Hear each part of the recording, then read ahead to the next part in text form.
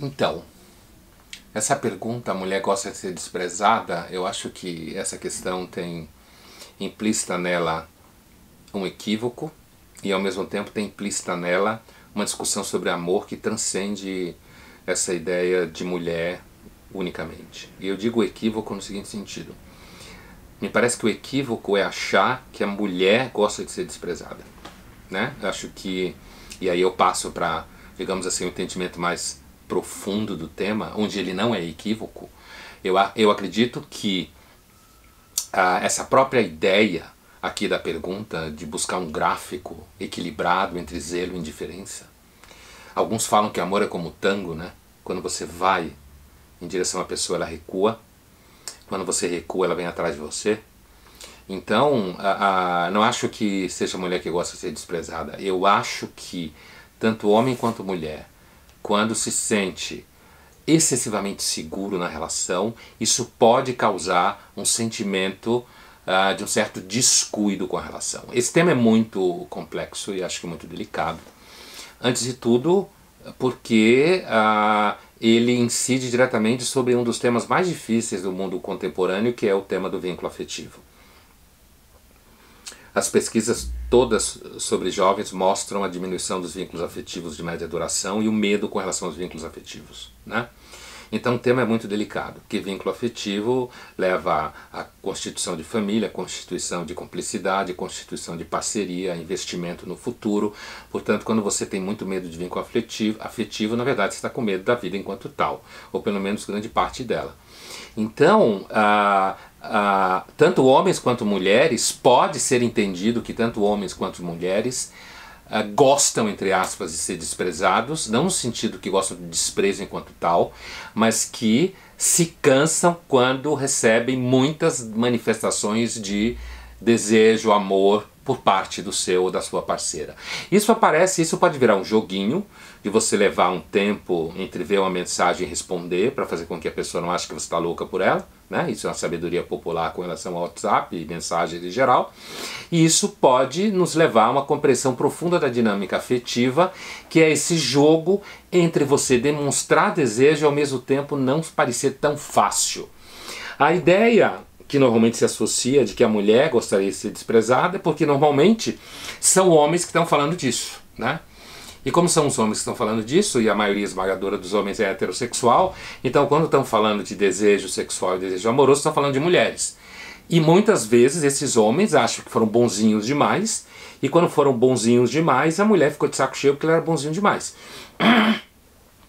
Mas o número de mulheres, o número de homens que também ficam de saco cheio porque as mulheres são boazinhas demais também está cheio no mundo, né?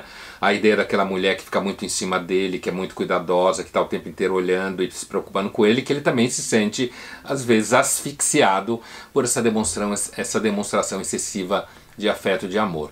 Então tem aí uma economia muito sutil, mas eu acho importante entender que não existe digamos assim, não existe uma fórmula que você aplique, fórmula essa que daria a você uma segurança de um certo equilíbrio entre você zelar pela relação e ser indiferente a ela. Não existe essa fórmula, porque não existe, antes de tudo, porque as pessoas são diferentes, digamos, nesse limite em que elas começam a ficar um tanto saturadas de excessivas manifestações de amor. Então não existe uma fórmula que você possa aplicar, mas é razoável imaginar que se você ama uma pessoa e está preocupado com ela, você deve sim se preocupar com ela, você deve cuidar dela, sim, com certeza, o que não significa encher o saco, né?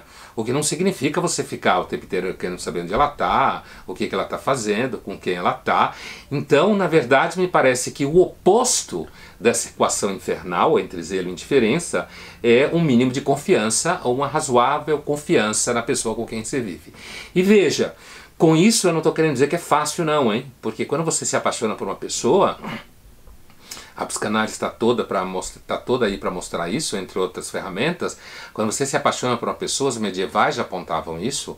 Quando você se apaixona por uma pessoa, você fica especialmente frágil por conta do apaixonamento. Essa pessoa fica poderosa, porque como você depende dela para estar feliz, né? Que é isso que significa apaixonamento. Você depende dela para ficar feliz. Na medida que você depende dela, você está frágil diante dela. E não é outra razão, ou pelo menos uma delas, para que as pessoas tenham hoje bastante medo de vínculos afetivos, justamente porque há um crescimento de narcisismo, e o narcisista é sempre uma pessoa frágil que não tem capacidade de investir no mundo. Então eu responderia que, primeiro, não acho que as mulheres gostam de ser desprezadas, acho que homens e mulheres se cansam quando você meio que enche o saco e fica muito em cima. Acho que esse tema passa pela sensação de fragilidade quando você ama uma pessoa, se apaixona por ela, você sente, né?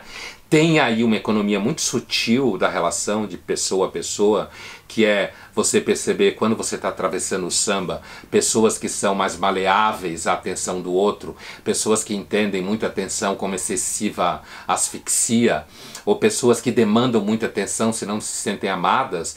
Então tem essa economia muito sutil, mas eu diria que essa dificuldade com relação ao amor está inscrito na própria experiência amorosa, que é uma experiência que meio que desnuda você diante da pessoa que você ama, porque você fica dependente dela para ser feliz, e a dependência de outro para ser feliz, além de ser uma situação difícil, ensina muito a você, antes de tudo, humildade.